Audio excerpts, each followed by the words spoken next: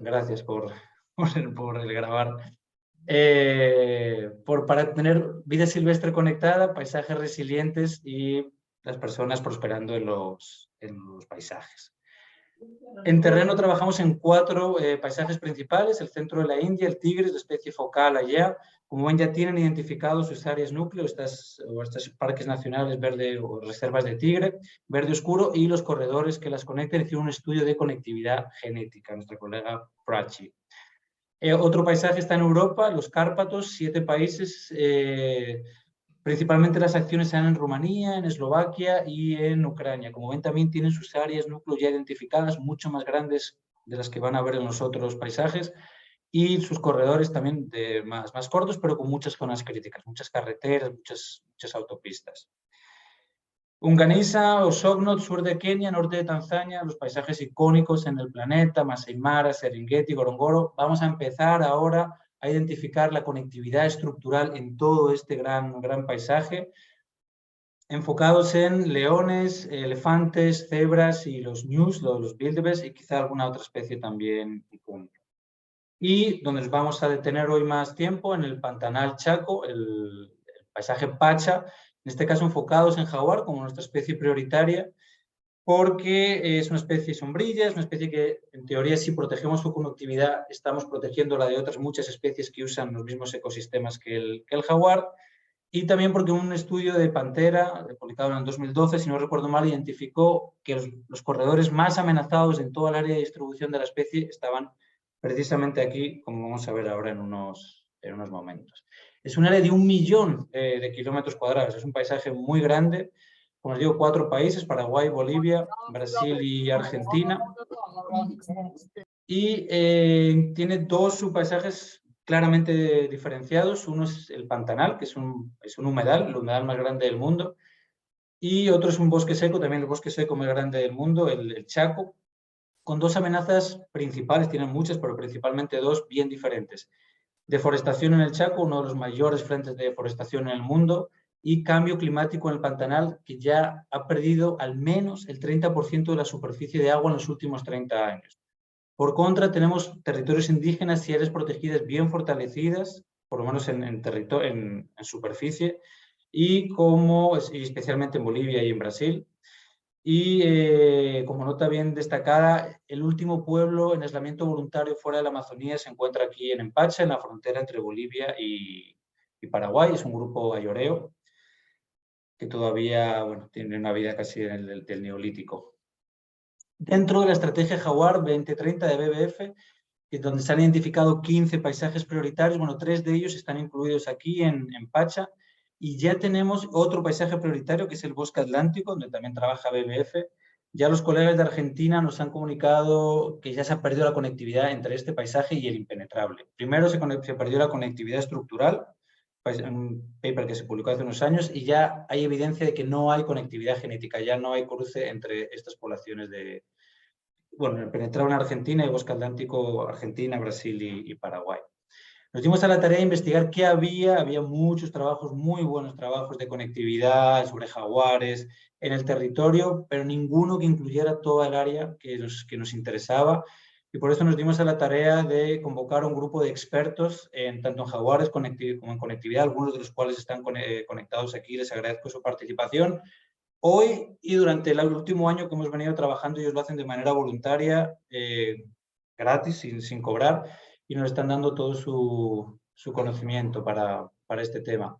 Tenemos 2 grandes objetivos. Uno es formar el grupo de conectividad en Pacha, y otro desarrollar de manera participativa la red ecológica.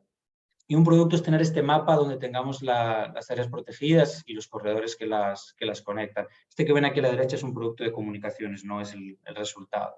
Con los expertos lo primero que hicimos es, ¿dónde están esas áreas importantes para conectar?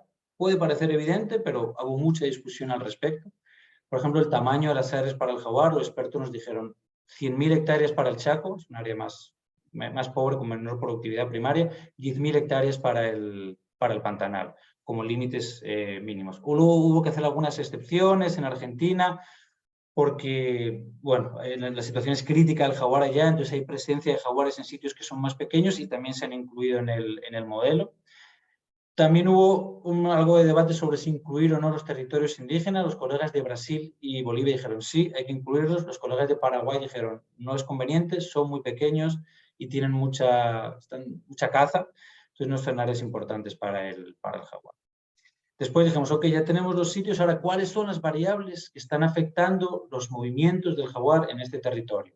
Se identificó un grupo de unas 18 variables, estas que ven aquí son solo una muestra. Hay dos grupos, unas naturales, que es básicamente cobertura de bosque y tipo de uso del suelo, y otras de presión humana, como de densidad humana, distancia a carreteras, distancia a núcleos poblados, y se le da un valor de resistencia entre 0 y 100. 0 es mínima resistencia, el sitio más ideal para un jaguar, quizá el bosque Cailla, 3 millones de hectáreas, donde no hay poca presión humana, y 100 la mayor resistencia. La Asunción, capital de Paraguay, que está dentro del paisaje, uno no esperaría encontrar un jaguar allá.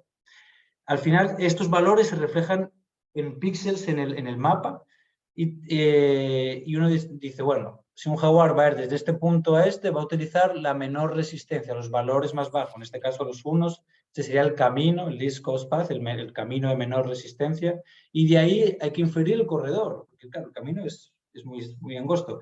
Y este corredor, la anchura de este corredor es bastante retador saber cuál es su anchura y por ahora es un poco arbitrario, ¿no? Como lo estamos definiendo, porque no hay suficiente información. Una vez se hacen los análisis, que lo está haciendo nuestros colegas con el aporte de los expertos, nuestros colegas del CLLC en Estados Unidos, son los que están haciendo estos mapas, se genera la capa de resistencia, valores amarillos más claritos, o colores amarillos, menor resistencia, colores más oscuros, mayor resistencia al movimiento del jaguar, y de ahí obtenemos los corredores. Este no es el último mapa, es el penúltimo, el último todavía no está desarrollado. Se lo presentamos a los expertos después de varias idas y venidas, reuniones, correos. En general, los colegas de Brasil y Bolivia dijeron bien, estamos de acuerdo, es un mapa que podemos usar. Colegas de Argentina dijeron sí, pero con algunos cambios. Colegas de Paraguay dijeron no, esto no refleja la realidad. Tuvimos otra reunión y estamos haciendo ajustes para ver si podemos captar la realidad de los desplazamientos de los jaguares en Paraguay. Paralelamente, estamos haciendo otro modelo basado en datos de GPS, de collar de los jaguares, que publicaron Ronaldo Morato, Thompson y otro montón de colaboradores, muchos de los cuales son de este grupo de expertos, y te da otro mapa de resistencia, como ven, distinto al anterior, y otros corredores que cuando los sobreponemos coinciden en algunos casos, el modelo experto con el modelo empírico, en otros no. Esta tampoco es la última versión, pero sí ya nos da algunos sitios de trabajo donde sí coinciden los dos, en Bolivia, en Paraguay, en Argentina, donde estamos haciendo las acciones que les vamos a explicar ahora. Otra cosa que estamos haciendo es midiendo la conectividad. ¿Qué tan conectados están cada par de áreas núcleo, áreas protegidas? Cuanto mayor es el valor de effective resistance, menor es la conectividad. Esto nos sirve de línea base para saber cómo es nuestra actuación, si estamos mejorando, si estamos manteniendo la conectividad o si la estamos perdiendo. Y por último, estamos enganchando con esta organización que se llama TerraAdapt, que ellos a través de inteligencia artificial son capaces de predecir anualmente y de manera automática cómo van a cambiar los corredores en Pacha, si se van a contraer, si se van a mantener estables o si se van a expandir, usando datos de cambio climático y cambio de uso del suelo, que como hemos visto son los drivers más importantes de pérdida de conectividad. Entonces, con financiamiento de una empresa española, estamos implementando este proyecto, salvando el corazón de Sudamérica. Aquí en Bolivia estamos trabajando en un territorio que se llama Charagua, que son 70.000 kilómetros cuadrados. Para que se haga una idea, es el doble de Bután, el país que veíamos al principio de la presentación. Y es un territorio que está controlado por indígenas guaraníes, tiene muchas áreas protegidas, que son estas verdes de aquí, y las naranjas son unos territorios indígenas legalmente establecidos por ellos. Entonces, aquí, esto es uno de los círculos rojos donde el estudio nos indicó que era importante trabajar en conectividad y estamos copiando acciones que se están realizando aquí, en el norte no en el norte, en el centro de Bolivia, en la Chiquitanía, en otro bosque seco. Una colega ya viene trabajando desde hace años ahí con grupos de mujeres y lo que queremos es fortalecer sus productos, los productos forestales no maderables, que tengan un buen producto, puede ser miel, puede ser semillas.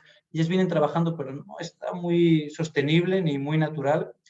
Y luego un mercado, buscarles el mercado porque podemos tener el mejor producto, pero si no hay un mercado no hacemos nada. Vamos a hacer también un intercambio de experiencias con estas mujeres que les comento de la Chiquitanía, que ya tienen un trabajo más avanzado.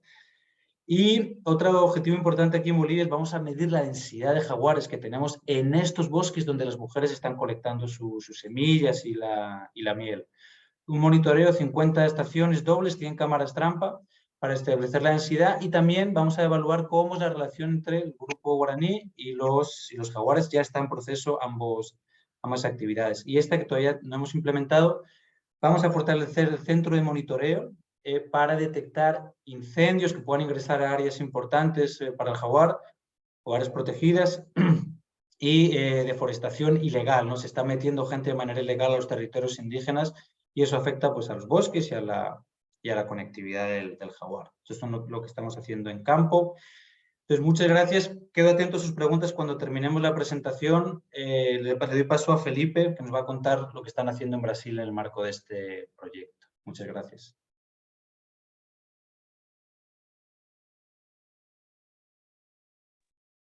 Muchas gracias, Rafael. Creo que ya está en mi pantalla, ¿no? Sí, gracias. Sí. Muchas gracias, Tarciso.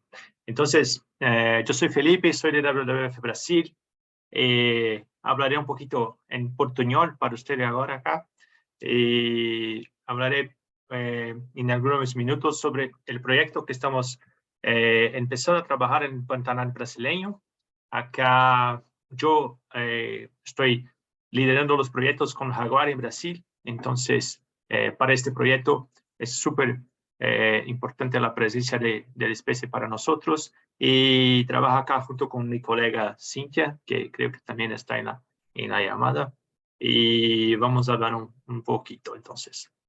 Acá tenemos el Pantanal brasileño, una área donde llamamos acá las cabeceras del Pantanal, que es una área de cerrado, pero súper importante. Y tenemos entonces que el Pantanal es así, la parte del Pantanal de Brasil es una área muy, muy, muy grande de áreas alagadas. Y como ya dice, en el cerrado están las áreas de cabecera, entonces tenemos que trabajar los dos territorios de forma conjunta. Es una área esencial para la regulación del clima y para todo el ecosistema y todas las especies que están en esta región. Es críticamente amenazada por las mudanzas climáticas, y también creo que algunos de ustedes vieron que hace 2-3 años tuvimos un periodo de fuego muy crítico para Pantanal. Casi 30% del Pantanal brasileño fue quemado en 2020. También genera diversos servicios ecosistémicos y es una importante fuente de desenvolvimiento económico. Y también por la observación de jaguares, es el territorio del mundo donde creo que sea más fácil ver jaguares en la naturaleza. Como Rafael he dicho, es una región donde viven muchas comunidades tradicionales, muchos grupos indígenas y también muchas propiedades ganaderas. Entonces, es un área donde tenemos varias amenazas de trabajo de lo ganado. Entonces, la relación entre la presencia de ganado y la presencia de una densidad tan grande de jaguares es algo que necesitamos mirar con un poquito más de cuidado. Por toda como es todo el Pantanal, por todo que hay en este territorio, garantiza la sobrevivencia de centenas de especies de animales y de plantas, algunos que solo existen en ese territorio. Y como ya he dicho, es la casa de la mayor densidad poblacional de jaguares. Entonces, ¿cómo estamos trabajando? Tenemos 3 grandes líneas de trabajo. Una mirando para la cuestión del fuego. Entonces, vamos a trabajar en los próximos meses en la producción y la publicación de un manual para manejo con técnicas, tratamiento y destinación de animales afectados por el fuego. Eso para uso en áreas protegidas públicas y privadas. Es una demanda que tuvimos de los parques, de los jefes de los parques, de las personas que trabajan con los incendios de 2020, que muchas personas no sabían cómo trabajar el tema y también que necesitaban tener un material donde todas las lecciones aprendidas de 3 años atrás pudieran estar. Entonces, vamos a trabajar con esto. Hace un año trabajamos en un planeamiento para la coexistencia humano-jaguar en el territorio, con muchos expertos, muchos socios, muchas organizaciones no gubernamentales del territorio. Y ahora con este proyecto también vamos a empezar a trabajar directamente con las actividades y vamos a hacer algunos entrenamientos, algunos talleres para entrenar personas para trabajar la coexistencia con jaguares en 3 territorios estratégicos, 2 territorios en el norte del Pantanal y un territorio en el sur, incluyendo en estos proyectos productores rurales, comunidades tradicionales, guardaparques, personas de las agencias públicas de gestión de áreas protegidas, de todo esto. Y todavía ainda seguiremos con un componente de análisis territorial, mirando mucho para eso que Rafael ya mostró para nosotros que ya ha hecho, y también trabajando con nuestro equipo de ciencias acá de WWF Brasil. Vamos a producir algunos análisis territoriales para analizar junto los corredores de biodiversidad asociados con las especificidades del territorio y también con las áreas más urgentes para restauración y conexión. También mirando si es necesario crear más áreas protegidas y trabajar más con los tomadores de decisión. Para eso, seguro que no estamos haciendo solo. Entonces, acá todos nuestros socios que estamos trabajando, entonces trabajamos con el Instituto Pro Carnívoros, con Amparo Silvestre, con Pantera Brasil, con SESC también, que es una otra organización que tiene una área protegida muy grande en Pantanal, y con Safari también, que trabaja con conservación y con pesquisa de jaguares en el territorio. Entonces, el Pantanal brasileño es un territorio donde hay muchas personas, muchas organizaciones trabajando, entonces no es posible empezar nada ya sin mirar para qué los otros están haciendo. Seguro que juntos es mucho mejor que lleguemos en resultados mejores también en el proyecto. Entonces, para compartir un poquito de los goals del proyecto, entonces cuando miramos para la parte del fuego, tenemos la meta de tener al menos 150,000 hectáreas de áreas protegidas impactadas por este manual que estamos haciendo. Cuando miramos para la coexistencia humano-jaguar, al menos 300,000 hectáreas de propiedades impactadas por las capacitaciones, por los talleres, con por lo menos 100 personas en los talleres. Entonces, eso es el territorio de estas propiedades, de los ganaderos, de todo eso. Y también cuando miramos para las análisis territoriales, al menos 30,000 hectáreas son identificados para que se mejore la conectividad en todo el territorio. Entonces, 30,000 hectáreas de corredores para conectar estas áreas todas del Pantanal brasileño, ofreciendo así más seguridad para los jaguares y también para todas las personas que están en este territorio, ¿sí? En pocos minutos, entonces acá dejo solo mi contacto y contacto de Cintia, que también está trabajando conmigo en este territorio. Agradezco mucho la invitación, Rafael y demás colegas, y paso de vuelta a usted, Rafa. Gracias, Felipe. No, ahora sigue Fernando para ver lo que están haciendo en Argentina. Gracias. Bueno, muy buenos días a todos y a todas desde Buenos Aires, Argentina. Yo soy Fernando Miñarro, director de conservación de la Fundación Vida Silvestre. Ahí se ve, ¿no? En modo presentación, ¿correcto? Se ve que estás como que estás compartiendo. No, a ver. Un segundito.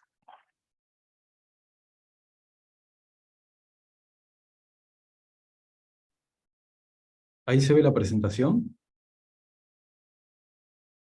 A ver.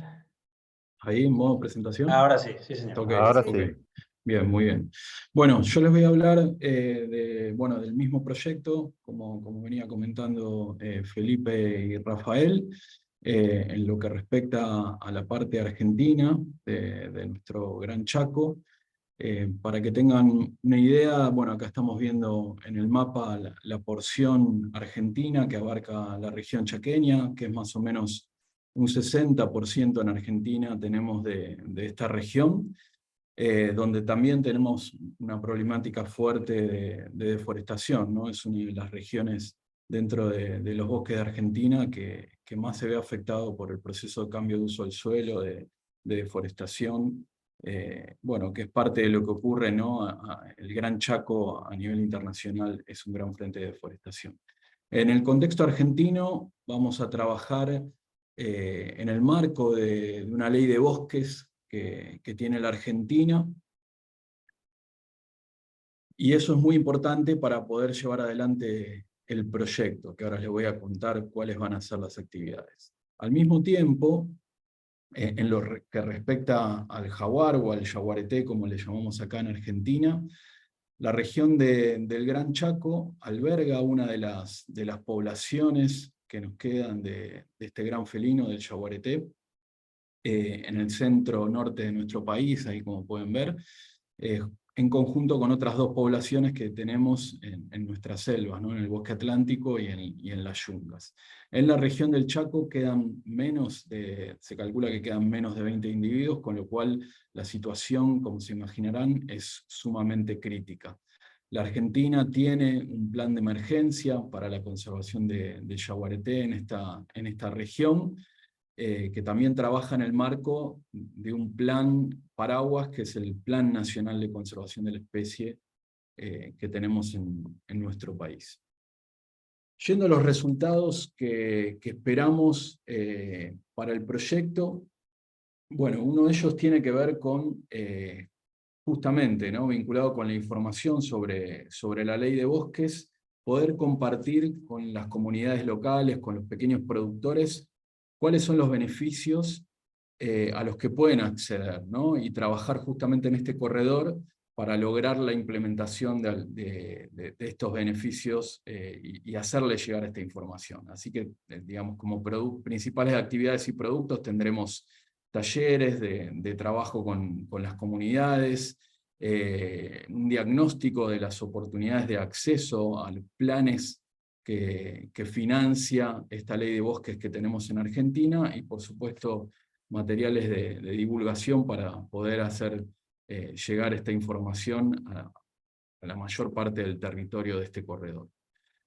Por otro lado, bueno, toda la información, esperamos que toda la información generada por la Fundación en el marco de este proyecto sea provista para los tomadores de decisión, o sea, buscar incidir, ¿no? Y lograr la buena implementación de la ley de bosques para mejorar la conectividad y la implementación de estos planes que la ley financia, ¿no? Tener una incidencia efectiva para una buena implementación de la ley en el país. Por otro lado, para el monitoreo del yaguareté, existe en territorio un grupo de colaboradores que queremos mejorar en cuanto al número y la actividad de estos colaboradores en el territorio, que va desde los propios productores, miembros de comunidades, distintos actores que podemos encontrar en el territorio. Esto lo hacemos en conjunto con nuestros socios del proyecto Yaguareté del Ceiba, y allí, digamos, entre las principales actividades y productos, bueno, será justamente buscar involucrar una mayor participación de colaboradores en el territorio, el incrementar los registros de presencia potencial del yaguareté en este corredor, como así acompañar la asistencia frente, digamos, a situaciones de presencia que se den en el marco de la implementación del proyecto. Finalmente, esperamos que también los planes de conservación del yaguareté se articulen según las prioridades y realidades del territorio, digamos, cruzando justamente la información que vayamos generando a partir del trabajo de los colaboradores, y también en ese marco dirigir de alguna forma la implementación de la llegada de los beneficios de la ley de bosque, ¿no? Y implementar, como decía antes, estos planes en el territorio que favorezcan tanto la conectividad para la biodiversidad, como también la salud del bosque para las actividades socioeconómicas que ocurren en este corredor. Allí bueno, generaremos mayores espacios de participación, de buena gobernanza ambiental, y como decía recién, la vinculación a distintas escalas entre los planes. Bueno, eso es lo que esperamos llevar adelante para el proyecto, y a disposición para preguntas. Gracias, Fernando. Seguimos con Valentina, por favor, nos va a contar el tema de Paraguay.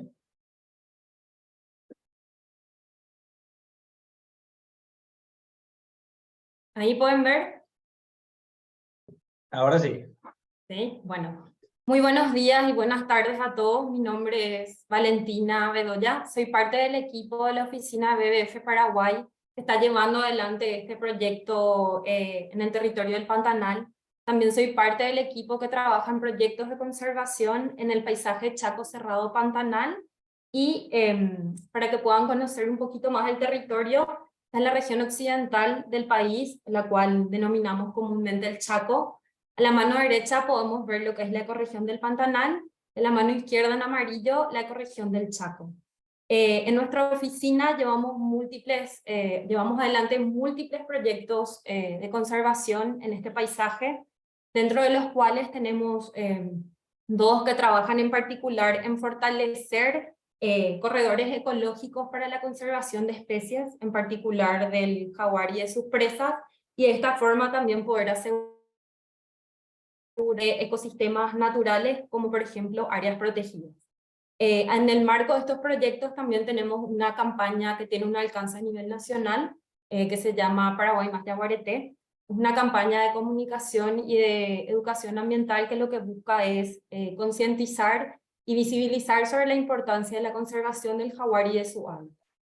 Pero para este proyecto en particular que estamos llevando adelante también con Argentina, Bolivia y Brasil, tomamos la decisión como equipo de trabajar en el paisaje del Pantanal, en la ecorregión Pantanal, particularmente en dos distritos, por un lado Carmelo Peralta y por el otro Puerto Limpo. Podemos ver este círculo amarillo, que sería el área de intervención del proyecto.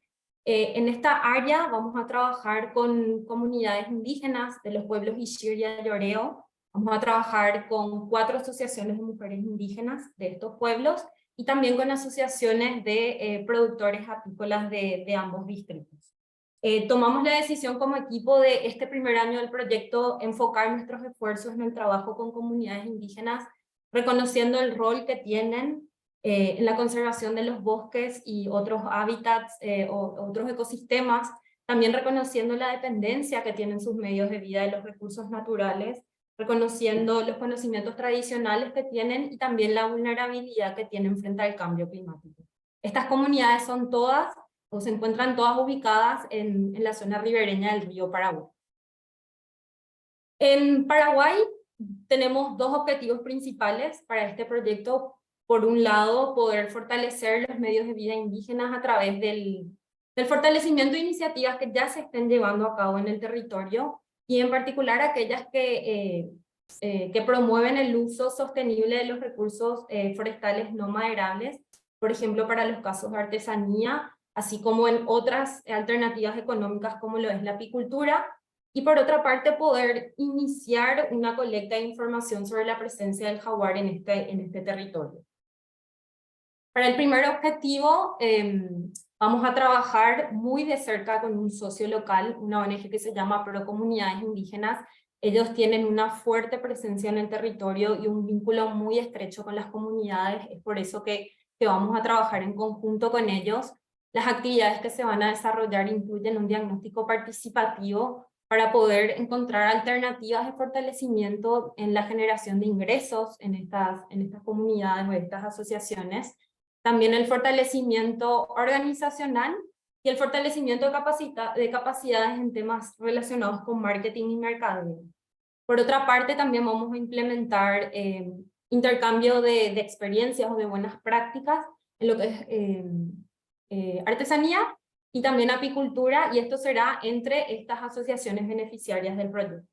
También vamos a apoyar el reacondicionamiento de la infraestructura que tienen en estas asociaciones para que puedan tener un espacio seguro y adecuado para realizar sus actividades. Y por último, se van a generar materiales audiovisuales por medio del trabajo de jóvenes de la región para poder tener la visión más local de cómo se están implementando estas actividades. Y el segundo objetivo, capaz todavía un poquito pequeño en este proyecto, es el de poder realizar el monitoreo de biodiversidad. Se planean instalar 20 cámaras trampas para determinar la presencia o ausencia del jaguar y otras especies en el área. Es un primer esfuerzo que estamos haciendo que esperamos que eventualmente pueda aumentar en el tiempo. Y lo que queremos obtener en definitiva con este proyecto es poder proteger y fortalecer los medios de vida de las comunidades indígenas del Pantanal, así como poder asegurar la conservación del hábitat natural, de la biodiversidad presente en ella y también de los valores culturales que se encuentran asociados a estos territorios y estas comunidades. Fue un poquito breve, pero ante cualquier duda, al igual que los colegas, estamos a disposición. Muchas gracias y le paso la palabra a Rafael. Gracias, muchas gracias Valentina, gracias a todos colegas. Por desgracia nos hemos quedado sin tiempo para preguntas y el video que teníamos previsto, pero las preguntas las pueden poner en el chat y con gusto las respondemos y vamos a poner también el enlace al video. Entonces, si les parece, vamos a seguir con Eduardo Rendón Salinas, que nos va a hablar de la conservación de la mariposa monarca en México, una historia de conectividad en Norteamérica. Adelante, Eduardo, the floor is yours. Sí, muchísimas gracias, Rafael. Muchísimas gracias a todos. Ya ven mi presentación, ¿verdad? Muchísimas gracias por invitarme. Pues es un honor, evidentemente, compartir con todos la información desde México que hemos generado para el tema de monarca y cómo históricamente la hemos ido conservando, pero además escucharlos a todos me llena de alegría. Evidentemente estamos haciendo como cosas muy parecidas todos en nuestros territorios, ¿no? El tema de la gente, la tenencia de la tierra, los retos de la incidencia en las leyes, etcétera. Bueno, entonces hablando de mariposa monarca, siempre me ha parecido que es un ejemplo bonito para hablar de todas estas cosas combinadas y también es un honor representar a todos mis compañeros, con todos el grupo de trabajo que hemos venido históricamente de monarca, no la puse aquí, pero no soy único, me acompañan por ahí vía Caterine Forero y también Adriana Valera, pero está Pablo Ángeles, entonces a ellos les doy las gracias también de todo el trabajo que hemos hecho juntos acá. Hablando de la mariposa monarca, muchos habrán escuchado que en América tenemos la migración de la Danaus plexippus. El nombre científico porque después ponen los que son más científicos a jugar con el tema de especies y subespecies, pero para fines prácticos, la mariposa monarca que hiberna en México es parte de esta gran migración que tenemos en Norteamérica. Aclararles que mariposa monarca existe en prácticamente todo el mundo. De hecho, tienen ustedes en Sudamérica su propia mariposa monarca, otra especie que no dudo que tenga patrones del estilo que acá en Norteamérica. Yo creo que tenemos que trabajar en ello. Se los digo porque en Australia no hay una migración, pero hay una retracción de la distribución. Y con esto les estoy diciendo que tenemos monarca en todo el mundo. La mariposa monarca es una de las especies, casi le podríamos decir, ruderal, igual que aquellas que vienen siguiendo directamente a los humanos, ¿no? ¿Por qué esta relación? Pues porque el cambio en el uso del suelo que hemos hecho en el mundo ha propiciado la distribución de unas plantas de la familia Apocynaceae, que son las asclepias, que son básicamente la clave del ciclo de vida de esta mariposa.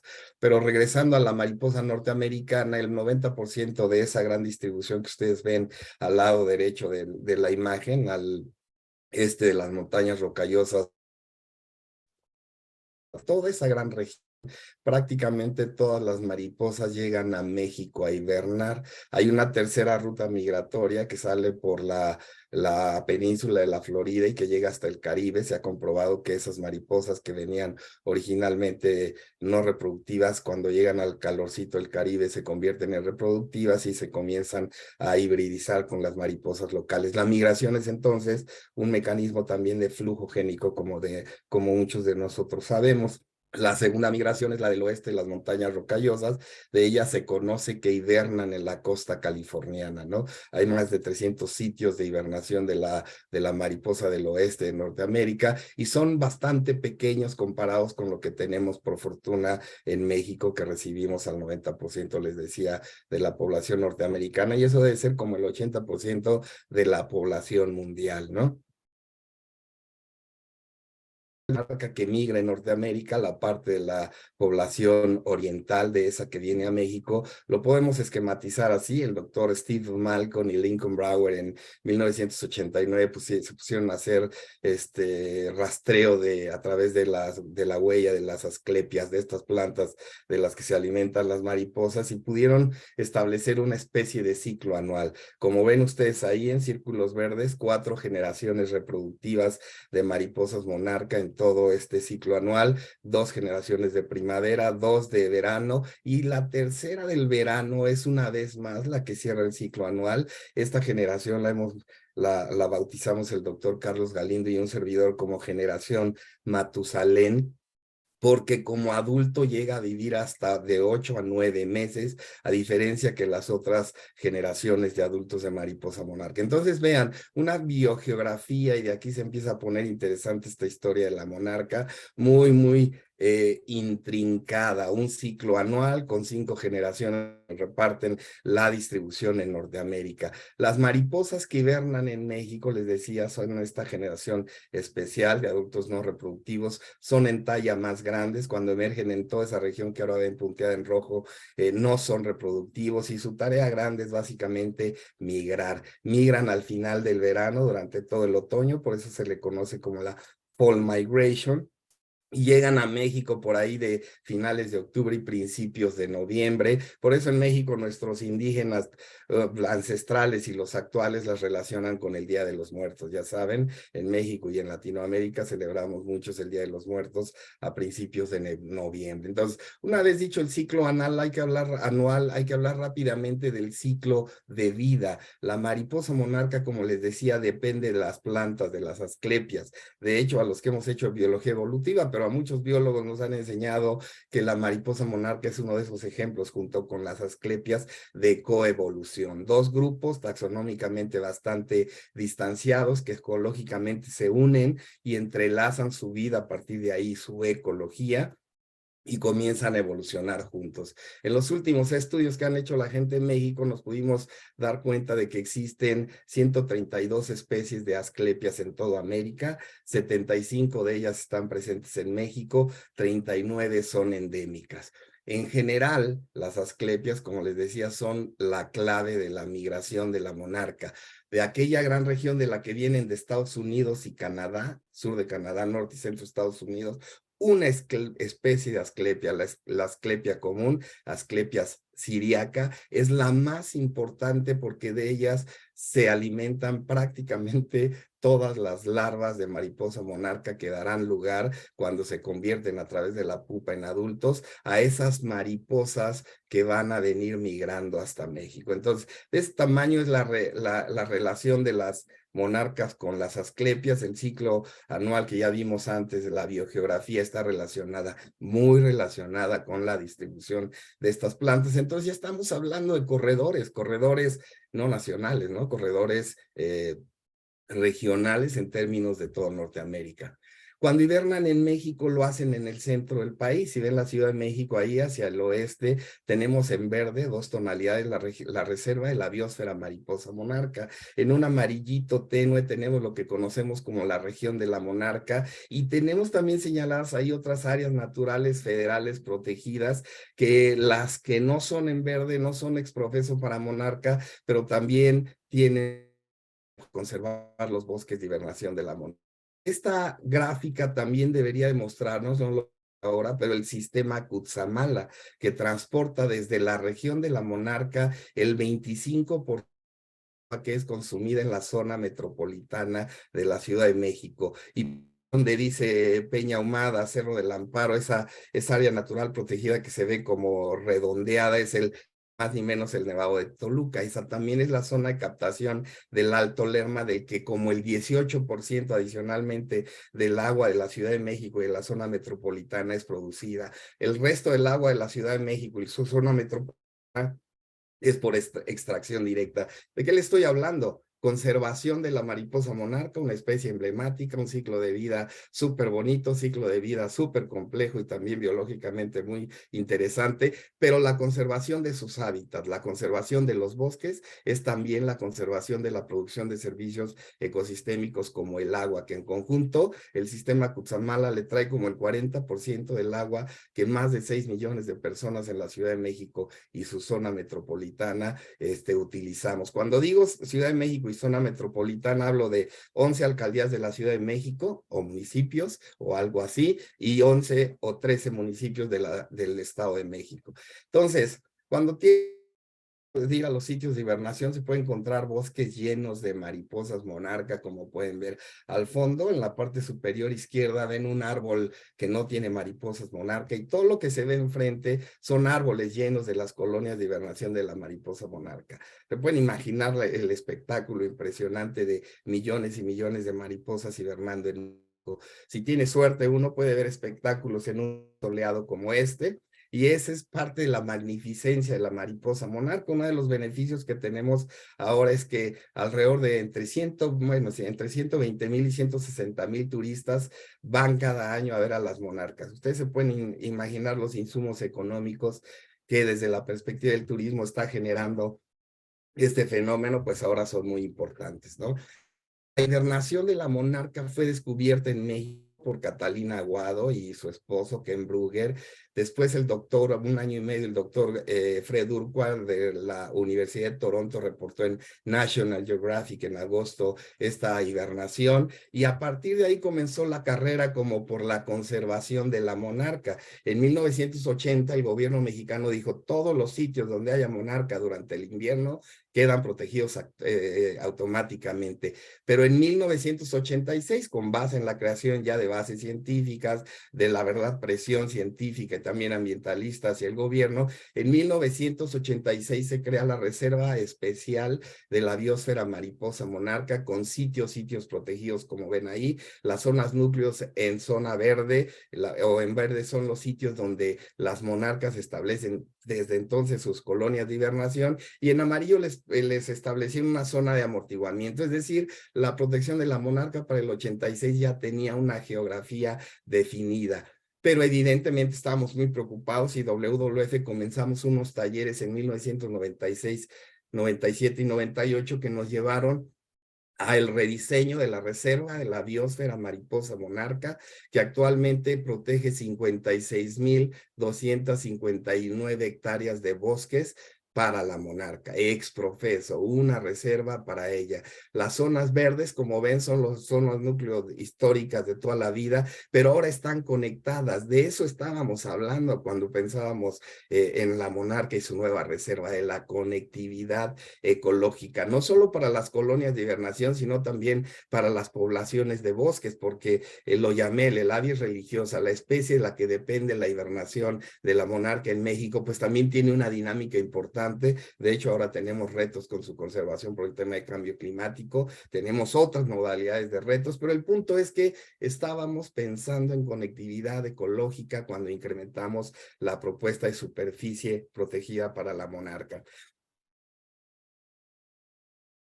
La más importante, y la verdad es que me place mucho ser parte de WWF, porque los escucho a ustedes y nosotros también lo hacemos, pues siempre pensamos en la gente. Lo que ven ahí como una cuadrícula, como una retícula, son ni más ni menos que 93 predios que le pertenecen a comunidades indígenas 53, a 23 ejidos y también a propiedades privadas de pequeños propietarios de ejidos o de comunidades indígenas. ¿Qué quiere decir?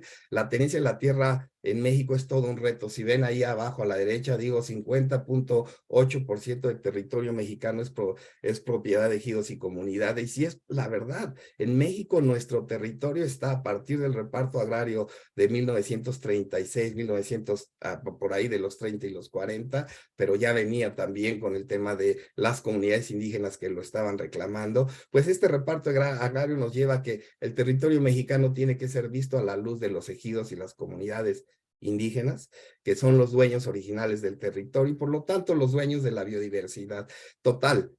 Vean lo caprichoso de la zona amarilla, lo caprichoso de la zona verde, fue ni más ni menos que una negociación de un diseño con base en la ubicación de las colonias de hibernación, cómo se movían estas colonias durante todos esos años, y fue negociado estas zonas protegidas y esta zonificación en general de la Reserva de la Monarca con los ejidos y las comunidades. Eso nos llevó 2 años, de 98 a 2000, para poder establecer esta reserva por parte del gobierno mexicano.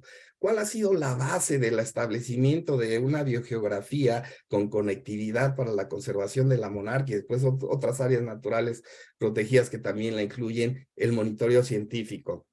En 1993, el doctor Lincoln Brower, que falleció en 2018, y el doctor Alfonso Alonso coordinaron un equipo del que por fortuna formé parte desde el 93, y a la fecha tenemos 30 años de monitoreo en la superficie ocupada. Las barras que ustedes ven es la superficie ocupada por las colonias de hibernación en toda la región de la monarca. Esta gráfica es probablemente la más citada en los análisis que la gente que hace trabajo acerca de la conservación de la monarca, y en uno de los últimos como aproximaciones de qué estaba pasando con la monarca, porque se interpreta, si ustedes ven esta gráfica sin meternos a las matemáticas, que la población está declinando. Pues bueno, lo que pudimos determinar es que de 1994 al 2003, la causa más importante del declinamiento de la monarca ocupando superficie forestal en México era básicamente el uso de herbicidas en los sitios de reproducción, particularmente en el medio oeste de los Estados Unidos. El uso de agroquímicos estaba eliminando aquellas plantas de las que les dije que las monarcas dependen de su etapa larvaria, y para entonces, para este lapso grande, les repito, del 94 al 2003, el uso del Roundup de Monsanto en su momento, el uso de herbicidas, se quedó como uno de los factores más importantes que disminuyó la población de la monarca.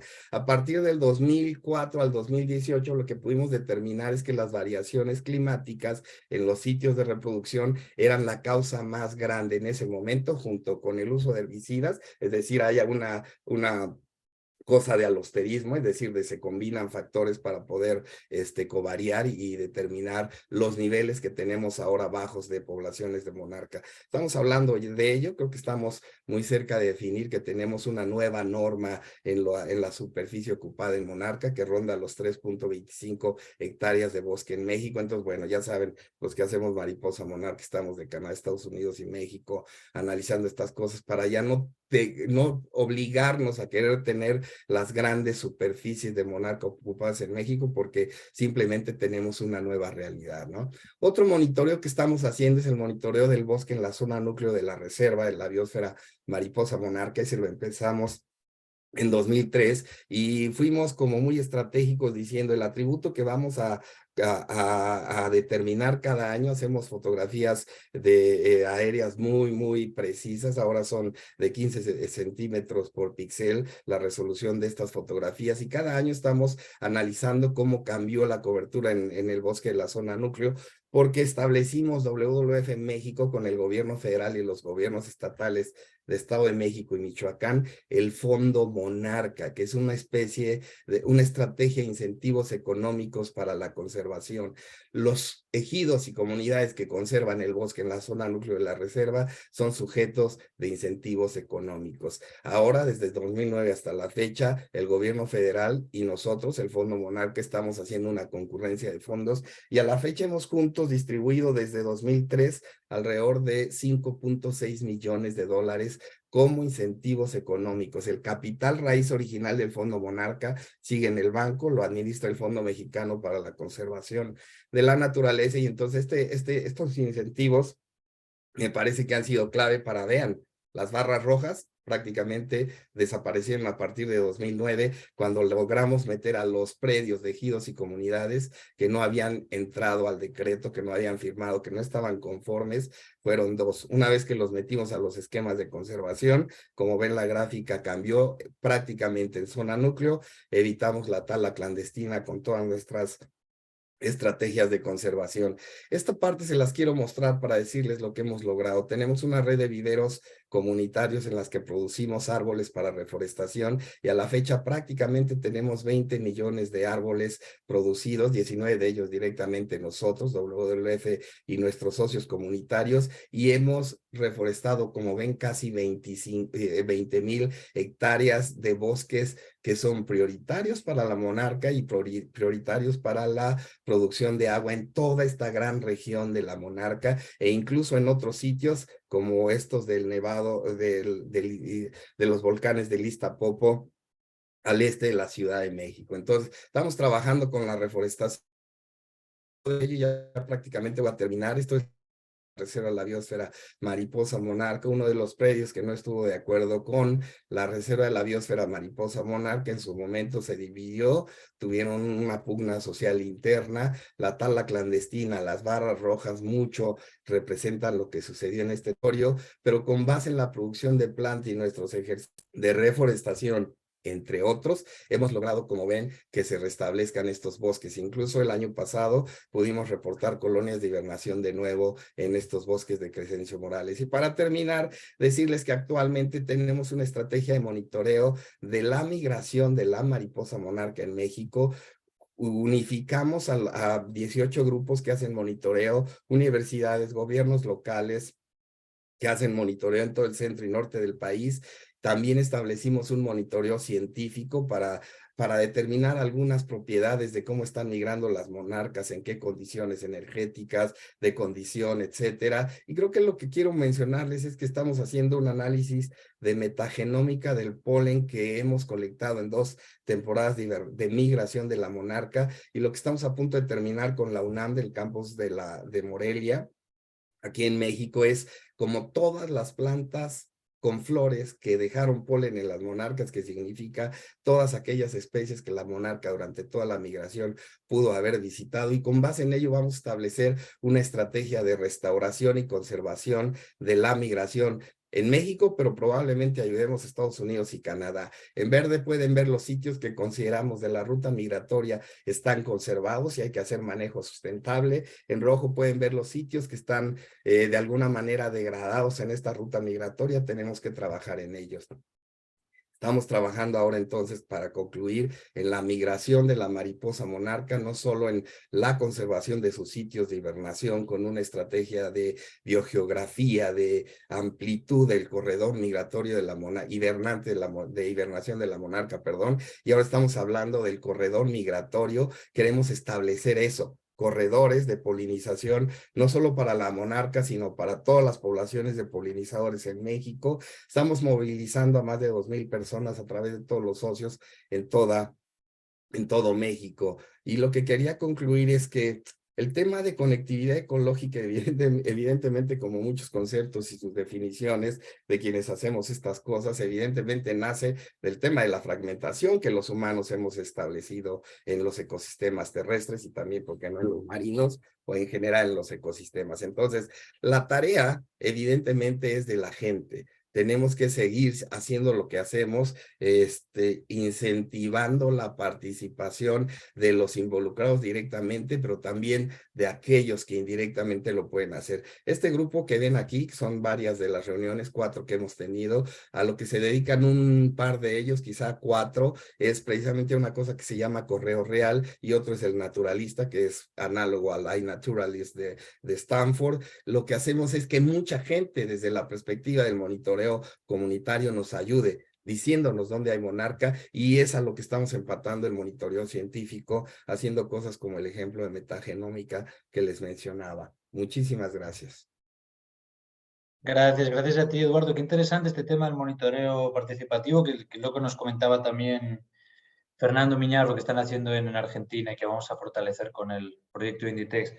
Gracias de nuevo. Nos hemos quedado sin tiempo para preguntas, pero en el chat pueden ponerlas. Eduardo, yo creo que va a estar ahí pendiente para responder. Y podemos seguir con nuestro colega Tarsicio Granizo de BBF Ecuador, que nos va a hablar de la experiencia de los corredores ecológicos en Ecuador. Por favor, Tarsicio, adelante. Bien, muchísimas gracias, Rafael. Un saludo a todos, a todas. Yo soy Tarsicio Granizo, director de WWF en Ecuador. Voy a compartir la pantalla y no sé si es que se ve ya la Ahí. pantalla. ¿Ya? Sí, señor, perfecto. Ok, lo que voy de lo que voy a hablar, de lo que me han pedido que hable es un poco de esta experiencia ecuatoriana del desarrollo de corredores de conservación desde el punto de vista más legal. Es decir, cuál fue el proceso y cuál ha sido el proceso para que el Estado reconozca corredores de conservación como mecanismos de conservación. Y rápidamente me voy a centrar primero en lo que dice la Constitución del Ecuador, que como muchos de ustedes conocen, el Ecuador, la Constitución del Ecuador reconoce derechos a la naturaleza, ¿no? El derecho y el derecho de la población a vivir en un ambiente equilibrado, reconoce el desarrollo de un régimen de lo que se llama el buen vivir o el sumas causai, que es esa relación que se espera que haya entre el ser humano y la naturaleza, que tiene temas relacionados con ambiente, biodiversidad, ecosistemas, recursos naturales, etcétera. Y por último, uno de los artículos de la Constitución indica que el Sistema Nacional de Áreas Protegidas es único, invaluable y garantiza la biodiversidad y las funciones ecosistémicas. Debajo de la Constitución está el Código Orgánico del Ambiente. ¿Qué es un código orgánico? Es una ley de leyes.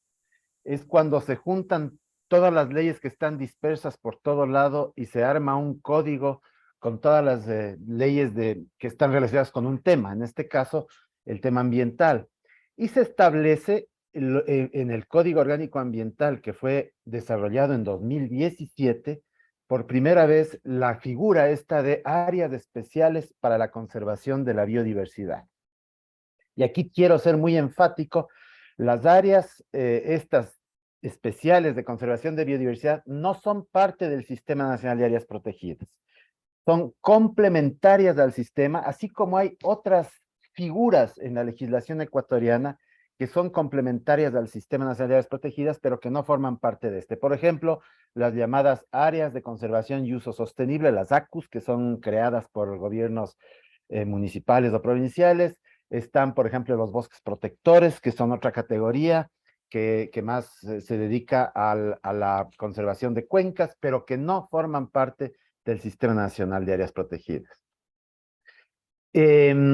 Lo que se busca con las áreas de conservación, especiales de conservación de la biodiversidad, es asegurar la integridad de los ecosistemas, la funcionalidad de los paisajes, la sostenibilidad del desarrollo.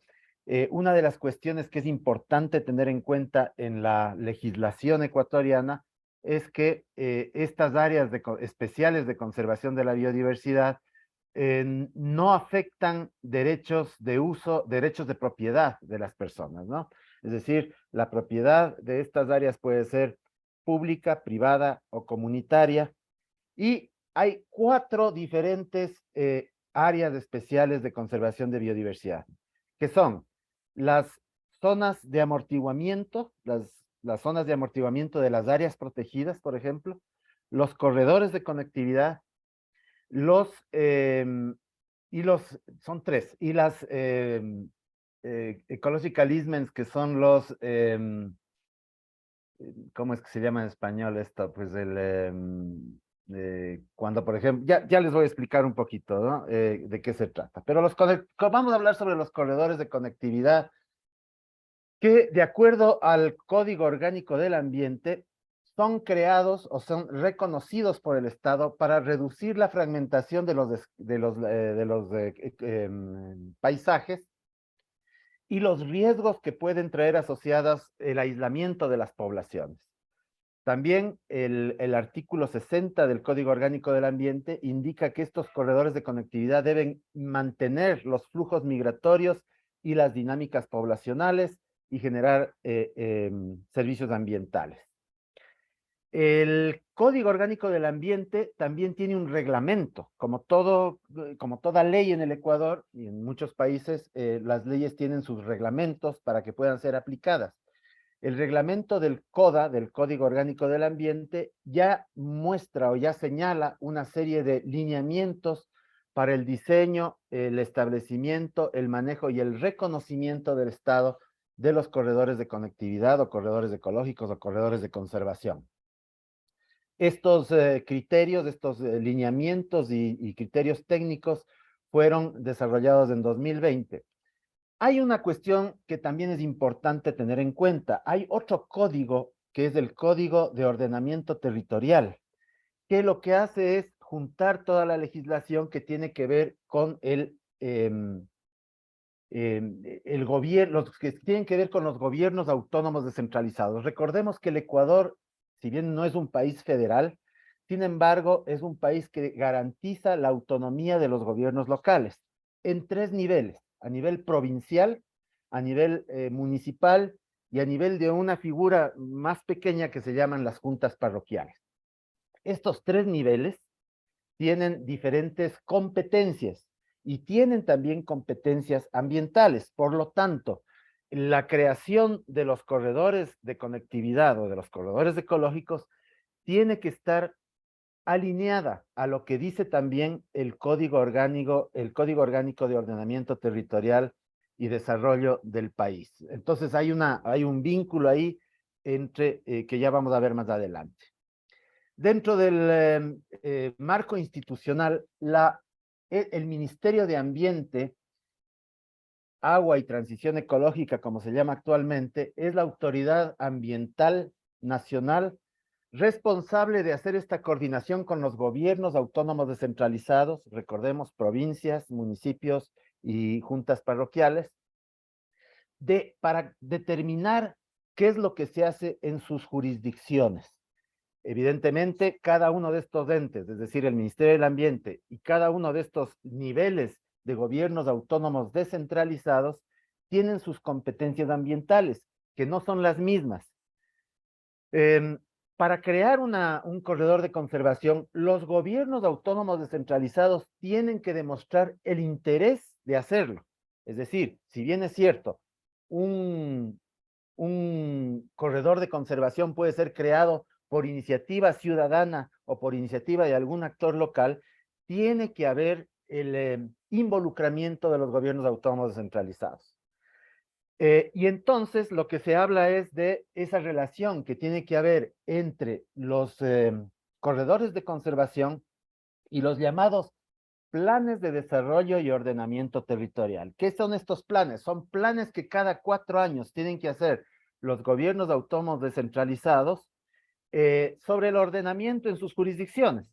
Y definitivamente este ordenamiento territorial tiene que estar alineado, digamos, la creación de un área de conservación, de un corredor de conservación, tiene que estar alineada con los planes de desarrollo y ordenamiento territorial. Y por último, actualmente se está llevando en el Ecuador una discusión sobre los OMEX, los famosos otras áreas de conservación efectiva, y lo que se busca es definir si estos OMEX, si los corredores de conservación pueden ser OMEX, otras áreas de manejo de conservación efectiva, así como otras categorías que hay en el país, inclusive los territorios indígenas. Esa es la discusión actual que estamos teniendo en el Ecuador. El otro tema importante para la creación de un corredor de conservación son los mecanismos de participación ciudadana. La Constitución reconoce el derecho a participar, a la participación ciudadana en materias de interés público. Y eso incluye, entre otras cosas, ciertos temas de planificación, de decisión, de manejo que tienen que ver con las jurisdicciones de los gobiernos autónomos descentralizados. Es decir, que la creación de un corredor de conservación en el Ecuador tiene que pasar o debería pasar por un proceso de consulta pública.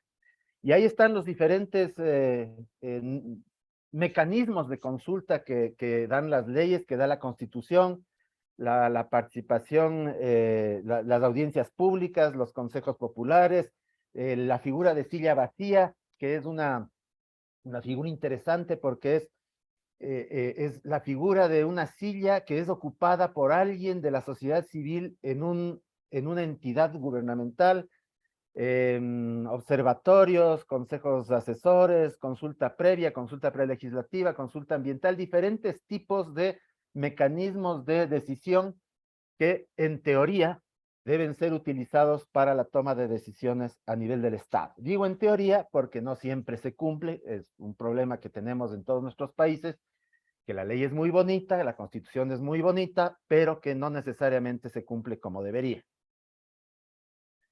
Entonces, con este esquema, el Estado ecuatoriano creó esta figura de corredores de conservación, pero con la idea de conectar áreas protegidas para evitar el aislamiento de las áreas protegidas. Si bien el concepto de corredor de conservación va más allá de eso, en el Ecuador se ha enfocado en corredores de conservación entre áreas protegidas. Ahí podemos ver en un color medio anaranjado las áreas, unas de las áreas protegidas, las más importantes del país, y a mano alzada, digamos, los corredores que se han sugerido que se desarrollen para que estas áreas protegidas no caigan en el aislamiento y tengan una conectividad entre ellas, ¿no? WWF en el Ecuador ha estado vinculada con la número 10, que es la que vamos a ver más adelante en un momento. Y es precisamente el corredor Llanganates-Sangay. El Parque Nacional Llanganates tiene 5.000 kilómetros cuadrados, es decir, más o menos 500.000 hectáreas. El Parque Nacional Llanganates tiene 2.000 kilómetros cuadrados, 200.000 hectáreas, y el Parque Nacional Sangay tiene 500.000 hectáreas. Y el corredor de conservación es un corredor de 92.000 hectáreas entre ambas áreas protegidas, en una zona bastante interesante por muchas razones.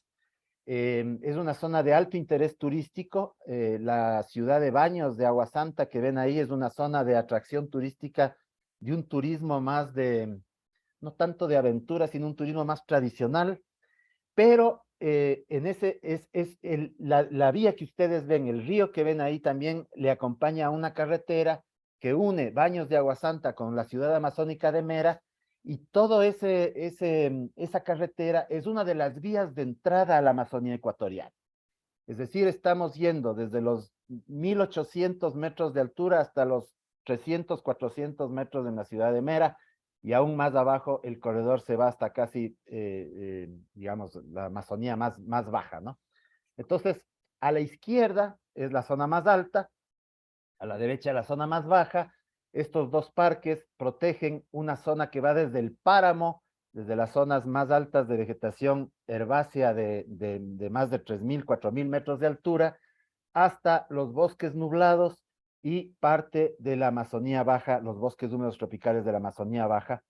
Y es el corredor que sirve, que digamos, son dos parques nacionales que son muy importantes para una serie de especies emblemáticas como el jaguar, el oso andino, el tapir andino y otras muchas especies. Entonces, ¿cuál ha sido el trabajo y cuál ha sido el recorrido de este corredor? Desde el 2002, WWF declaró al corredor como un regalo de la tierra. Este es un programa que hay a nivel mundial en donde se reconocen ciertas áreas del mundo como regalos de la tierra. Y desde aquella época, WWF, con una serie de actores locales, una serie de comunidades locales, ha venido trabajando para crear oficialmente este corredor. En 2009, este corredor se volvió una IVA, una área importante para la conservación de la biodiversidad de las aves.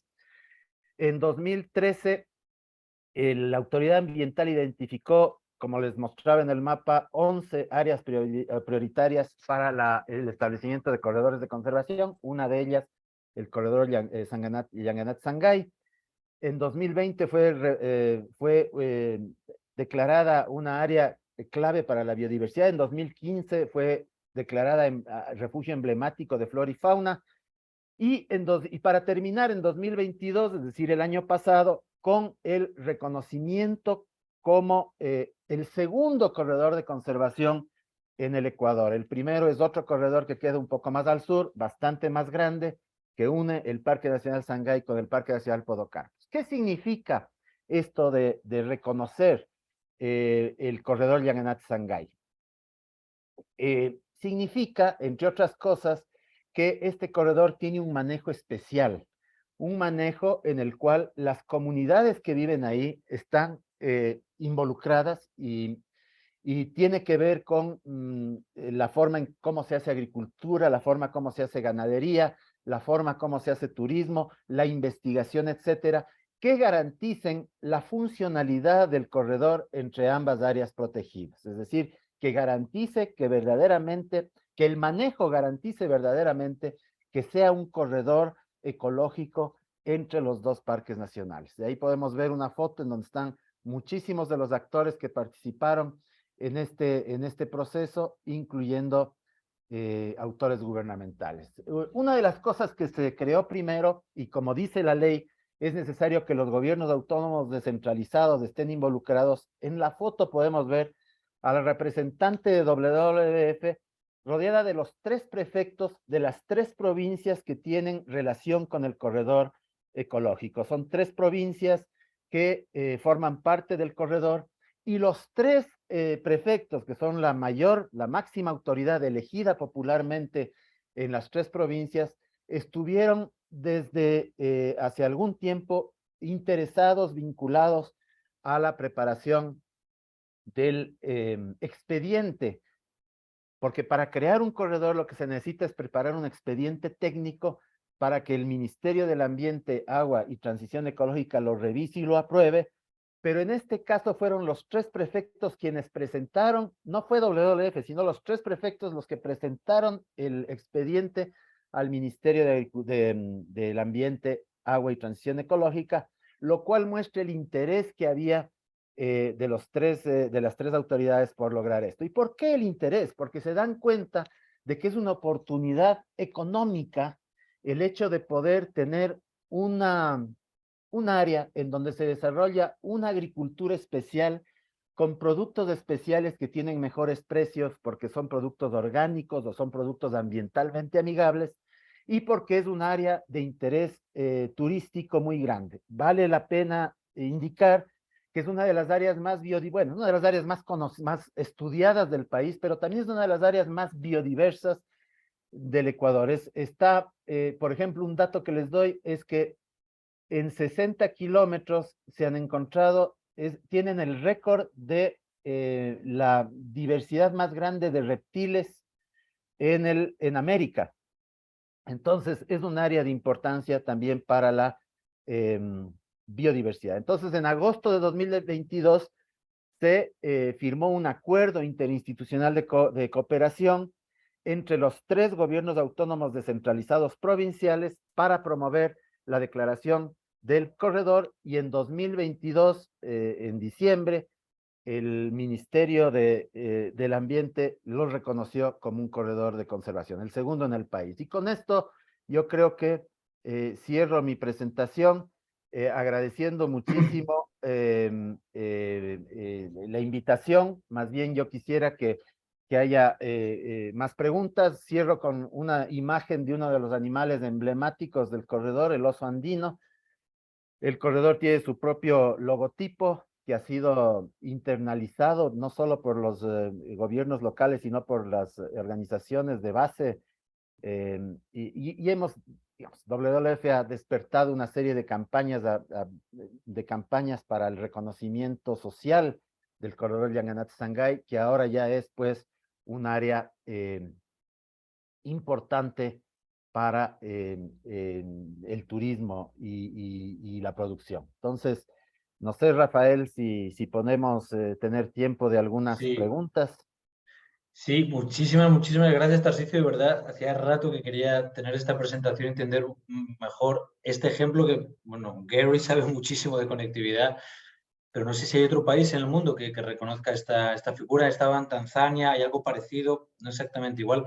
Yo quiero empezar, yo aprovecho y te quiero hacer una pregunta. Has mencionado, los corredores no afectan la propiedad de la tierra, privada, pública, comunal, pero sí afecta el uso que se hace de ella.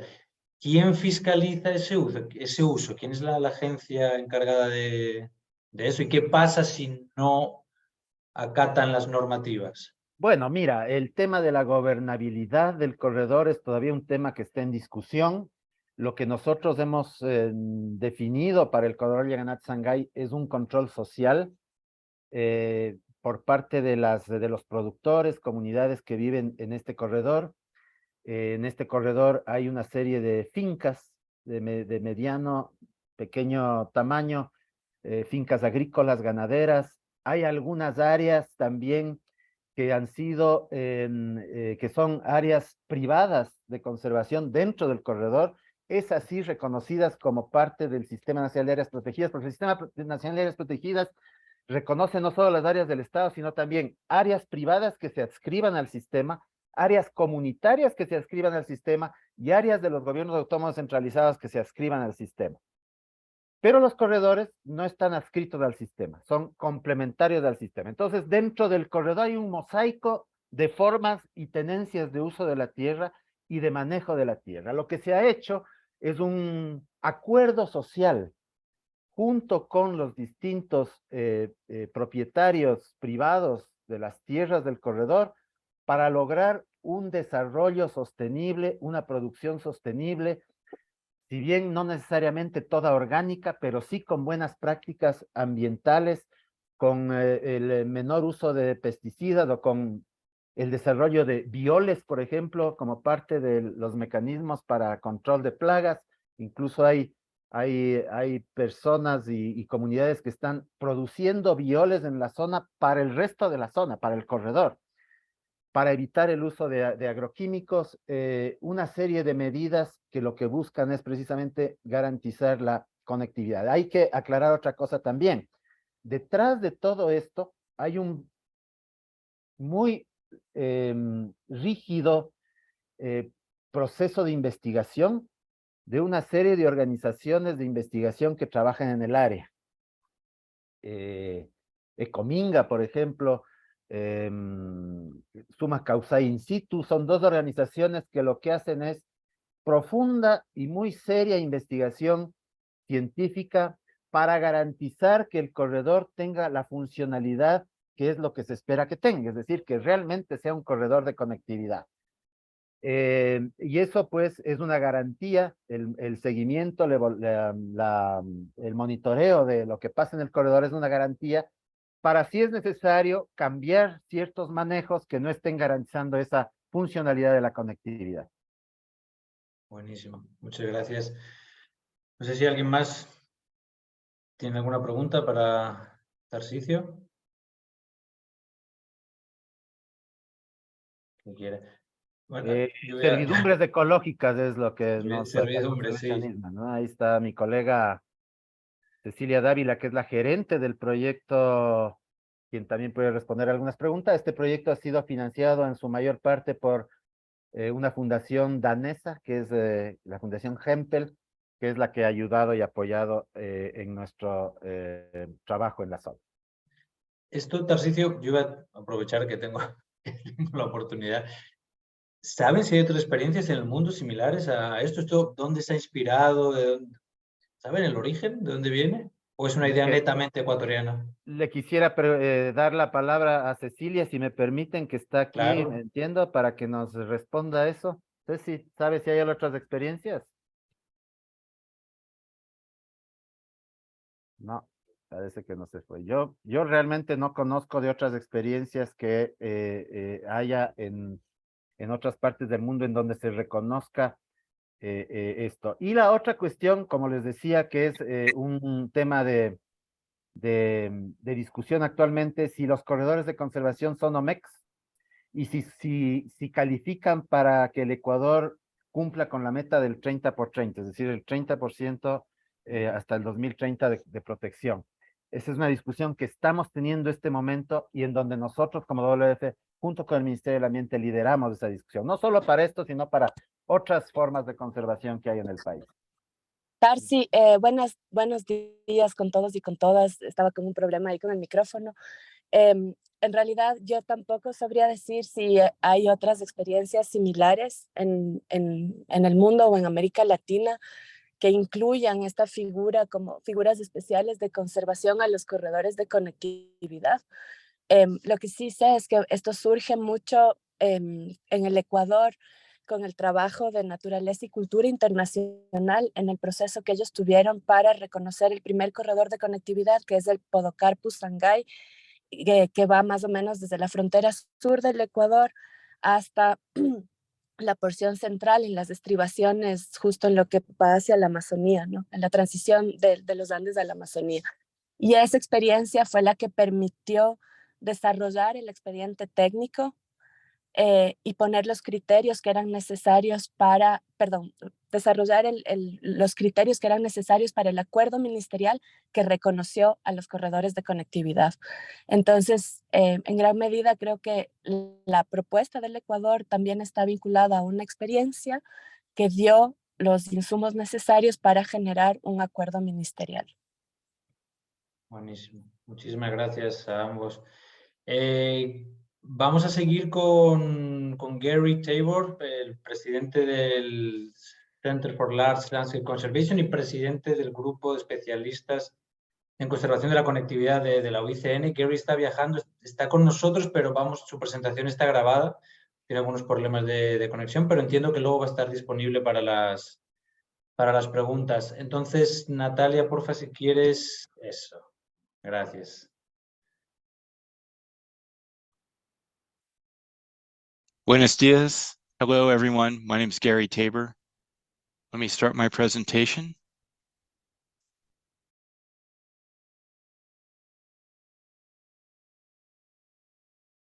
Yellowstone to Yukon, 1993 to 2023. A big idea in conservation and inspiration for large-scale conservation 30 years later. My name's Gary Tabor. I'm president for the Center for Large Landscape Conservation in Bozeman, Montana, USA, and I'm a co-founder of the Y2Y Conservation Initiative.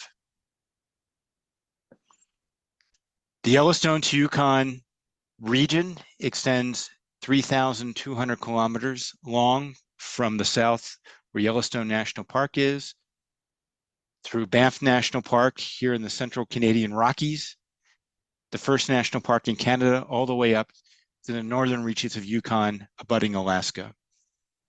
It is the home to the first national park, which is Yellowstone, the first national park in Canada, which is Banff, the first peace park at the US-Canadian border, around the crown of the continent. We call it the crown of the continent ecosystem, and the first natural World Heritage Site surrounding Nahanni National Park in the Northwest Territories of Canada. It is home to at least 75 Indigenous communities. It's a sacred landscape for Native Americans and First Nations of Canada. There are sacred sites, thousands of them along the way, such as Chief Mountain here at the US-Canadian border, where Blackfeet Nation warriors climb and ascend as part of their vision quest as a life-transforming process. Many of these sites are so sacred that non-Europeans are not allowed to visit. It's a region of great beauty, of great scenery, and of great wildlife. Home to many of North America's iconic large mammals, the grizzly bear, the bison, the elk, the pronghorn antelope. It's actually also the landscape of my youth as an older teenager, climbing mountains, backpacking in the valleys, having interactions, interesting interactions with the wildlife. But it's a region that is threatened by great transformation. And fragmentation is pretty much changing the ecology of much of the world and including North America. And somehow Yellowstone to Yukon is the last bastion for wild nature for both US and Canada. My town of Bozeman, Montana is growing rapidly. It's the fastest growing small city in the United States, nearly doubling its size in the past 25 years. With human expansion has come retraction of much of the wildlife, especially the large mammals, large ungulates, large carnivores across North America, as they retreat north and west. One of the most iconic retreats is the grizzly bear, which extended once into Mexico, but now no longer exists in that part of the world, as in California, where the golden bear is the state symbol, but no grizzly bears exist in that state anymore. And in fact, Yellowstone itself is an island of grizzly bears cut off from the more extent populations farther north into Canada.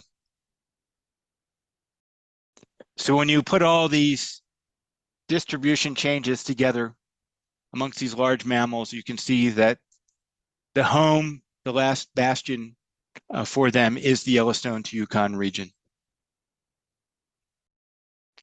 And as the region that inspired conservation for the world with Yellowstone National Park, I always want to point out that the park itself is a box and is limited by its design, because that design did not incorporate ecology. That 19th century design has created kind of perverse management effects, such as Targhee National Forest next to Yellowstone National Park. And you can see how we manage trees is not ecologically oriented. That also extends to the checkerboard pattern of landscape that exists in much of the Western United States as part of the subsidy for private railroads to extend across the continent. And here are 648-acre blocks managed or mismanaged in a checkerboard fashion. Wildlife don't stay in the box. Here are the elk migration in Yellowstone National Park. None of it stays within the box. Our understanding of Yellowstone was greatly enhanced by these twin brothers, the Craighead brothers, who put the first radio collars on grizzly bears in the 1950s. And they understood that Yellowstone itself, the park, did not reach large enough to save the nature that it was supposed to protect. And that the area is not two-dimensional, but three-dimensional, that incorporates the whole caldera, one of the largest calderas in the world, that is defined by the park itself. And so the concept of ecosystem arose, that the park itself, the pattern of the box was not big enough, and that we had to look at how that pattern incorporated the ecological processes that are sustained by the region and creating the Yellowstone ecosystem. And Y2Y is essentially the concept of connecting the ecosystems, the great ecosystems along the Northern Rockies of the US into the Central and Northern Rockies of Canada, and creating connections between those ecosystems. And this is one of the first maps of the Y2Y region made by Cliff White that showed how to connect these various ecosystems as an inspiration for the Y2Y concept. And at the US-Canada border, one of the more iconic ecosystems is the Crown of the Continent, the first international peace park. But it's a park that suffers also not only from the jurisdiction of US and Canada, but 37 other jurisdictions. And this highlights the challenge of conservation at this scale, is working across the multitude of management approaches and governance that is required to have coherent conservation at this scale. And the whole region itself, why these areas should start coming together, because they're all facing similar threats, they're all facing similar challenges, they're all trying to figure out solutions, and they need the capacity to work together. And the most iconic threat itself is climate change. And in Glacier National Park, an area famous for its glaciers, will lose all its glaciers in the next 25 years, and the whole hydrology of the region will change. So the underpinning of the ecology of the region is in transition. And that's also expressed in the greater and more severe fires that we see across the region. In fact, we can now count on August being pretty much a smoky time of year as fires rage, thousands of fires rage across this landscape as the conditions, the ecology is changing. And this is just right across from my house several years ago, that if there was a wind change, my house would probably have been burned down. So the concept of static conservation is meeting dynamic conservation with regards to climate change. We know how species are moving northward, poleward, upslope to meet these environmental changes. And as they shift in range across borders, across jurisdictions, across how we've protected lands for the past several centuries, maybe we have to think more in terms of dynamic approaches to conservation. And it's not just that animals are kind of defined into national parks, people are defined into protected areas themselves. And here in Montana, many of the nations are contained within reservations, and watching their first foods, their medicinal plants migrate out of the regions that were set up to sustain these cultures. And so fragmentation is the key factor in this region. It begins at the US-Canada border. This is the line between the two nations. It's called the medicine line because many of the First Nations were confused why the armies of both countries, when they approached this line, would stop and not cross over. And here you see the ceremony of the two park wardens for Waterton Lakes and Glacier National Park receiving affirmation from local Native communities in which these parks are found. And I guess one of the most iconic fragmenting forces in this part of the world, the linear infrastructure of roads, is the Trans-Canada Highway, which goes right through and cuts Banff National Park in Canada in half, the Berglund Wall of biodiversity, effectively cutting the wildlife into two separate areas. And it's just an example of the growth of linear infrastructure development, from trails to dirt roads to rails, and how it accumulates and creates a cumulative impact on these landscapes. Here's just the mapping of roads in the northern part of the US Rockies of the United States. And your concept of roads and infrastructure development have to change with oil and gas development. Much of the Yellowstone to Yukon area is the oil patch for the nation. Alberta is the highest producing fossil fuel industry in Canada. The same goes with Wyoming in the United States, another high producing area. And you can see just getting to the drill heads for many of these areas is an extension of roads in so many ways that are serviced by thousands of trucks. And the wildlife vehicle collisions of the direct mortality on wildlife are hundreds of thousands every year in this part of the world, impacting not only more common species, but endangered species as well, both from rail and road. And this is starting to manifest itself in genetic changes in many of the species that migrate or disperse in this region. And Mike Proctor's work with grizzly bears show how in each of these blocks, we're seeing genetic impacts that are essentially being caused by the road networks, creating isolated islands of bear populations. And so essentially the bears in this lowest extent that I showed you before of distribution of grizzly bears are becoming into isolated populations of 600 plus bears around Yellowstone Park, 1,000 some bears around Glacier, Waterton Park, and then 600 bears even fragmented further north into Canada. So we had to change the way we were doing conservation. We had to look at conservation at the large scale. And Waidawi came about through the great inspiration of Harvey Locke, a Canadian conservationist, an inspiring individual, a colleague of mine for the past 30 some years, and built on the science created by Michael Soleil and Reed Noss, and the advocacy work of the Wildlands Network headed by David Johns, and the wolf studies, the long distance migration wolf studies of Paul Piquet.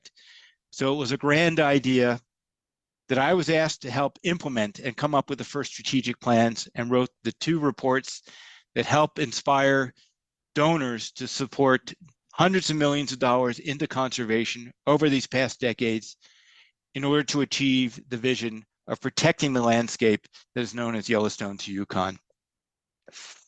And in 1996, we came together, inspired by this grand idea, to come up with a collective organization, which we call the Y2Y Conservation Initiative, Y2Y.net, to help maintain the vision and inspire others and lead in the implementation of this vision. And it was one of the first in North America that brought hundreds of groups together to work at such a large scale for connectivity conservation. And the implementation of Y2Y was built on the earliest principles of conservation biology. And in fact, it's probably one of the first areas that employed those principles in action with the core corridor concept. And with also the concept of the umbrella species, where that in protecting grizzly bears, you were protecting other species as well. And if you could protect the land or space for grizzly bears, others would be protected. It was a testing ground for much of the new science and connectivity conservation, from least cost path to circuitscape, looking at the least resistant areas that are required for species to be protected. We couldn't protect everywhere in the landscape, but we could use these tools to make predictions or assess where the high priority areas were. Using information gleaned from a lot of work regarding with radio collars and the advances in satellite technology, and looking at scale, can certain practices be scaled at different levels? And so scale's always been a big question in ecology, but are things that work at the greater Yellowstone ecosystem the same that work at the Yellowstone to Yukon system, the same that work at the whole Rocky Mountain chain? And then looking at the various aspects of science and proving this different science and putting this different science together to come up with actionable items. And here you can see how the science is turned to action, where the mapping, the assessment comes down to where the animals actually cross various barriers, and then protecting and securing those lands with actual purchases. Because when it gets down to land acquisition or land easement work, every dollar matters. It's a very expensive process, so it's important to get it as right as possible. Y2Y has been a leader in indigenous land conservation with indigenous protected and conserved areas. And there are many more that are on the slate now to be protected. It's one of the first areas in the world, certainly in the United States, for a designated wildlife corridor. So like a designated park, Y2Y inspired a designated wildlife corridor for the pronghorn antelope called Path of the Pronghorn, from Grand Teton National Park to the Wyoming Basin south of there. It's also inspired rewilding, because it's not only protecting what we have, it's rewilding and restoring what we lost. And Y2Y was also catalyzed the historic signing of the Buffalo Treaty to return bison to the areas they had been lost. And so the first time in 150 years, 13 nations from 8 reservations came together and signed the first cross-border indigenous treaty to restore bison to 6.3 million acres of land, expanding its range and righting the terrible wrong of the decimation of the species. Y2Y also pioneered a lot of the wildlife crossing structure designs in National Park. And here's one of the 2 in Banff National Park, 50-meter wide wildlife overpass, and the science to see how that overpass works and monitoring its effectiveness, showing that there's been a nonlinear relationship that over time, wildlife will return, will use these overpasses. And in fact, that one overpass had 600 separate individuals using it. So while it is tragic that these roads have fragmented nature, there are some solutions. If you do a lot of those solutions, they can have landscape impacts. And of course, sometimes it creates interspecies or intraspecies unique situations, such as this grizzly bear crossing the overpass and then finding a and a friendly colleague on the other side. And the success of these kind of overpass is a factor of numbers. You want to have one at least every kilometer. And in the Flathead Reservation, next to Glacier National Park, the tribal nation put in 42 wildlife crossings on its roads to try to support connectivity for all its wildlife that is so dear and sacred to the tribe. So in the 30 years that Yellowstone to Yukon has been around, more than 24 million acres, 32 of those being public designation, about 1 million being private acquisition, have been conserved. That's 12 Yellowstones in size in the last 30 years.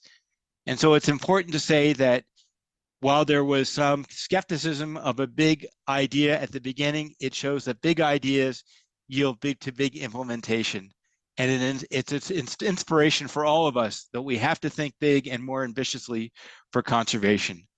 Y2Y has essentially inspired a whole conversation about large landscape conservation.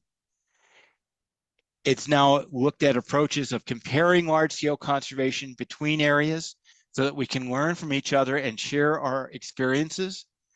And it's inspired landscapes, thousands of landscapes around the world.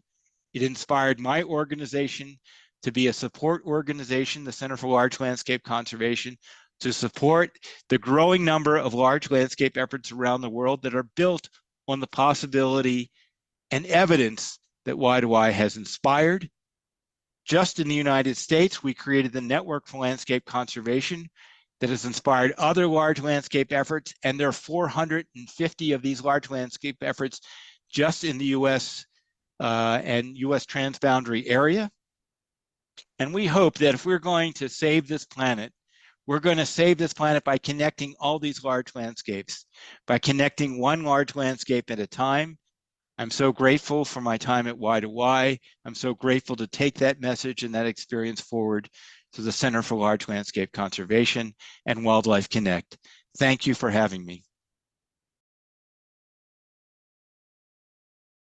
Thanks to you, Gary. I don't know if you can hear us. Are you? Yes.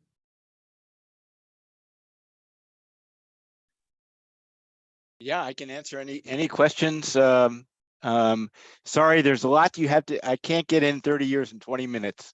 I apologize. No, it was great. Thank you so much. It was so inspiring to see how much of the tools we're using actually here in Impachao were already developed in Yellowstone to Yukon initiative. I was not aware of this, so yeah, it was really interesting. You mentioned in one of the a lot of actions you took in this landscape, the designation of area for specific for connectivity. Yes, yeah. the path of the pronghorn. Yes, so we don't have any special designation for corridors yet, but the path of the pronghorn was created as a special designation within the U.S. forest, within a national forest. And so it became an administrative designation that is the first ever. Right now, you know, we don't have a lot of tools. We don't have the enabling legislation like some countries do that have ecological corridors or biological corridors. So we really rely on other protection mechanisms to secure corridors. But the fact that we got this one for this pronghorn migration gives us hope that we can get it for other migratory or corridor areas. That's great. And I have another question. You show one of the slides with a lot of institutions working together in Yellowstone to Yukon. But what about the public support? You have the support of the Canadian government, the American government? Yes, well, it depends obviously with the administration. It comes and goes, depending. Yeah, so we've had very good times with the Canadian government, and then lean years, and then back to good times. And the same with the US government. But government has always been involved in that collaboration. And, you know, I can't speak for other parts of the Americas, but at that time in the 1990s in the US, to have these conservation groups work together and work with other partners was very new, because that was not their behavior. Their behavior was to work very independently and not to work with government, not to work with non-government, organizations that are not conservation groups. So it was an evolution in itself that, you know, as I said before, connectivity is also about connecting people. And so that was a big part of Y2Y's unique beginnings. Yeah, great. Thank you. We have a question in the chat from Justin. Justin, you want to open your micro and speak up? Hey, good afternoon, Gary. Very good presentation. Thank you. Justin here from IUCN WCPA. My question relates to the Y2Y.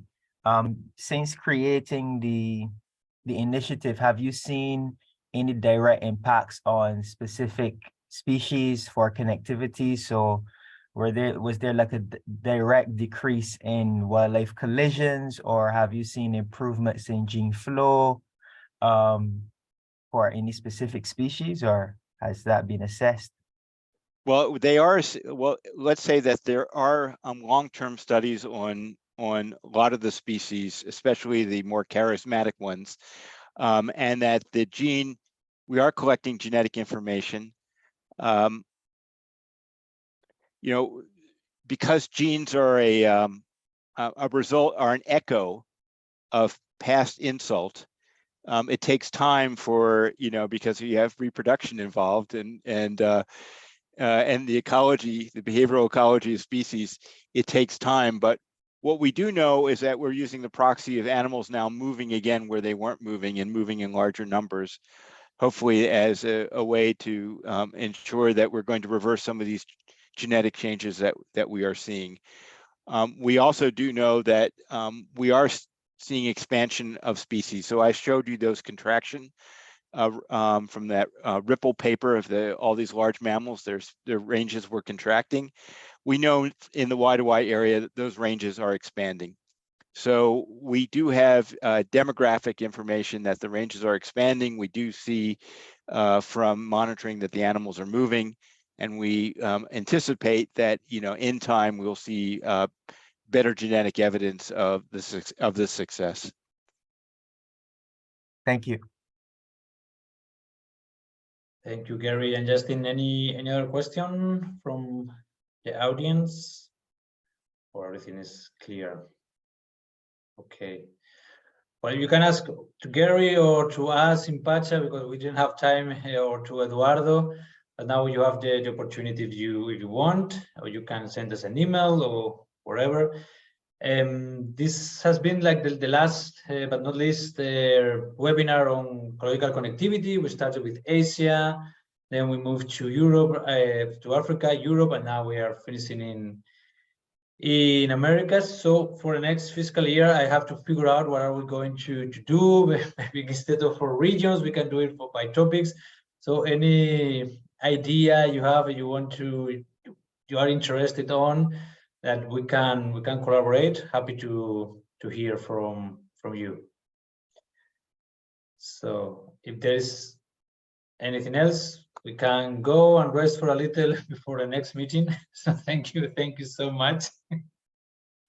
It has been a pleasure. Thanks to all the speakers. Gracias a toda la audiencia, todos los ponentes. Ha sido muy interesante, muy didáctico. Thank you all. Great talks. Bye. Thank you. Chao. Saludos, Lalo. Saludos.